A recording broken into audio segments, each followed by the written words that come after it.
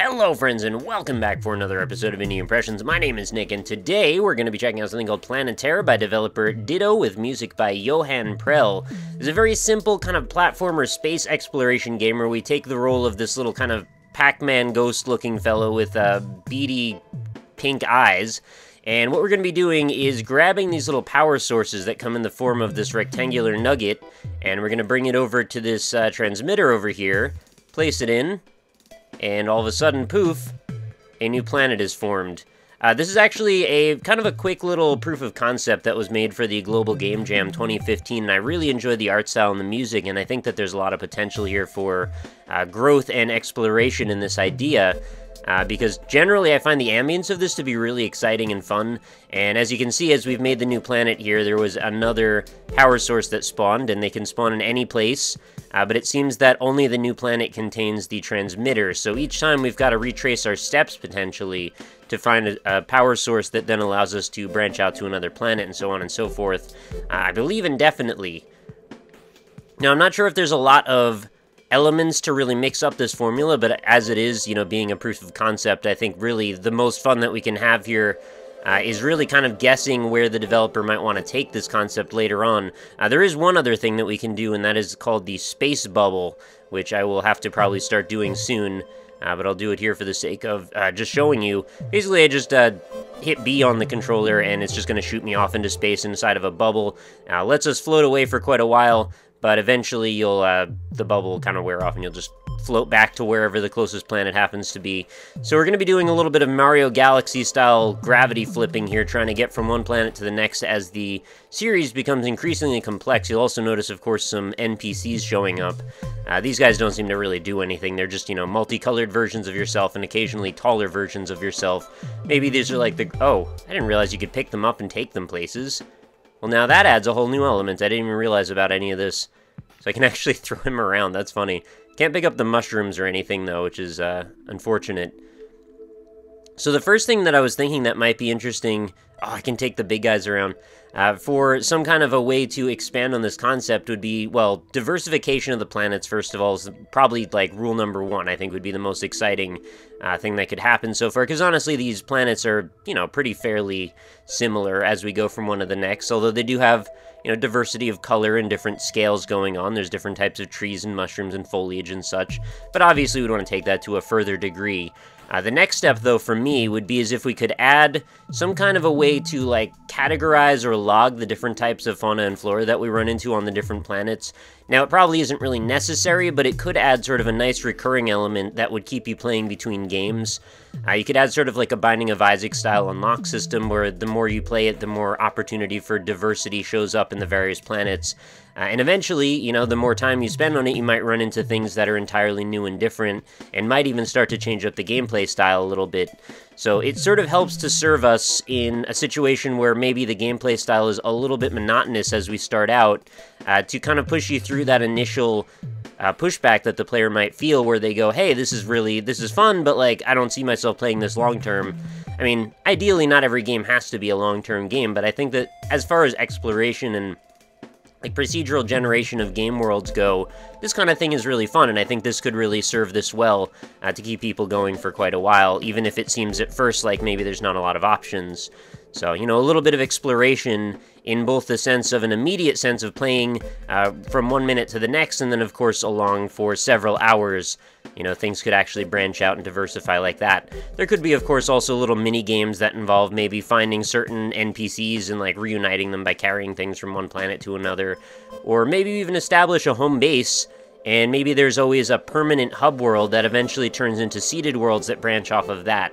So, for example, if this world that we're playing right now was the hub world every time we started out, this stuff would stay permanently unlocked, and little by little we would map our procedurally generated part of the galaxy that branches off of the hub world. Does that make sense? So we would have like a home area, and all the planets around that would always be uncovered and always be the same every time we play it, but then we would unlock planets off of that system that would slowly be uncovered and would be different the first time you explore them, and would be different for everyone each time you see them. So that would kind of add a little bit of permanence to something, which I guess in a small term would be maybe a little bit kind of like a homecoming. Every time you go to this place, you'd feel a little bit more familiarity and might make you feel a little bit more attached to the game as well, because that is an element that I think can be a bit of a problem for games that have a large contingent of procedurally generated content. You start to feel like there's no personality to it, there's no character, because every time you play it, it's always, you know, it's kind of lifeless. It's always just put together from a bunch of modular bits, but it's not like it's designed for you.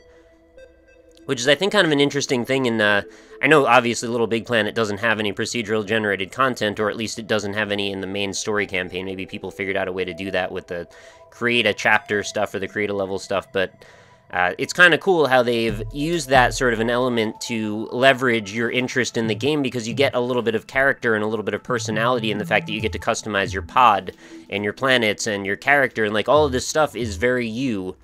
And I guess in a way it's kind of a nice thing, because the level design and everything, like, it's got so much character to it and everything is very individual and specific, but as far as like the art design and the areas between worlds feels a little bit like it's, I don't want to say generic, but it certainly doesn't have quite as much feeling as, well, I guess this is all debatable. This is all completely subjective. In my opinion, I think that there's maybe a little bit less character as opposed to something like this, where, you know, it feels very specific. It's got this odd tendency to it, whereas Little Big Planet just doesn't really want to offend anybody. It just wants to be kind of happy, non-confrontational, and just kind of, you know, there to comfort you.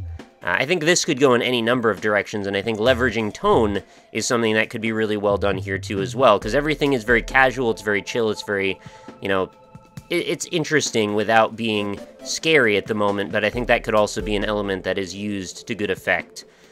Because right now, well, I kind of like that there's not really an adversarial component. Everybody here is pretty much happy to just live their lives on these little circles and wander around forever, but I think there's a lot that could be done to make exciting and even potentially, you know, enticing and confrontational moments that appear in this, as long as they're not frustrating, which I think would be really the one stumbling block that you could run into in something like this, is really, you want to provide as little friction to the viewer or the player as possible when you're playing something like this. That could really, I think, end up being the thing that stops them from playing, is just, you know, you get bored or you get frustrated, you turn it off, and then you don't come back.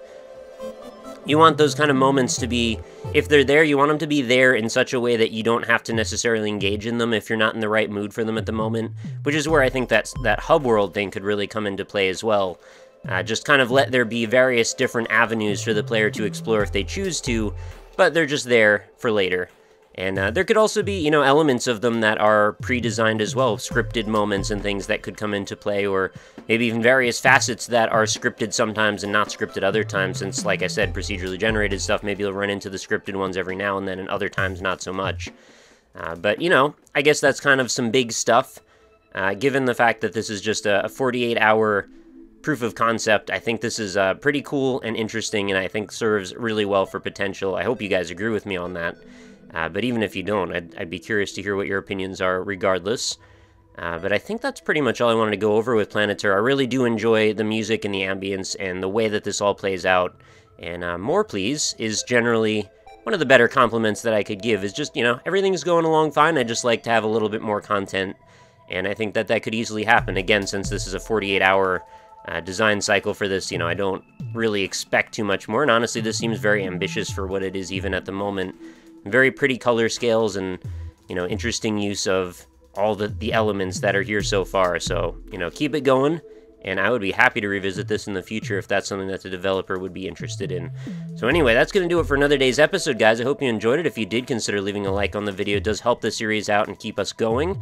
Of course, if you did have any comments or criticisms, feel free to let those fly in the comment section. I'm always interested in reading whatever you guys have to say about these games, and I do read all my comments still. I don't respond to all of them, but I do read pretty much everyone, and if there's anything pressing that does need to be responded to, I do try my best. But of course, you can try this out for yourself if you'd like. There will be a link, of course, in the description. It's sort of a pay-what-you-want affair if you'd like, so I do recommend trying to support the developer if you can. But if you can't, there is a way to play it for free regardless. Of course, if you find that when you get to the page with the download, I actually forgot where the transmitter was on this one, but if you get to the page with the download and you don't see where you're supposed to go, just scroll down. I didn't realize at first that this wasn't some sort of strange interactive web page when I got to it, so I was trying to like hit WASD to move around, or arrow keys, and no, it's not that kind of thing. You just have to scroll down. So I got fooled on that one, but it's a cool little website, and well, It's a cool little landing page, I guess, is more like what I should say, because it's really just something there to provide some visuals above the link. But anyway, that's going to do it, guys. Thank you again for watching. I will catch you all tomorrow, and I hope you have a fantastic night. Talk to you later.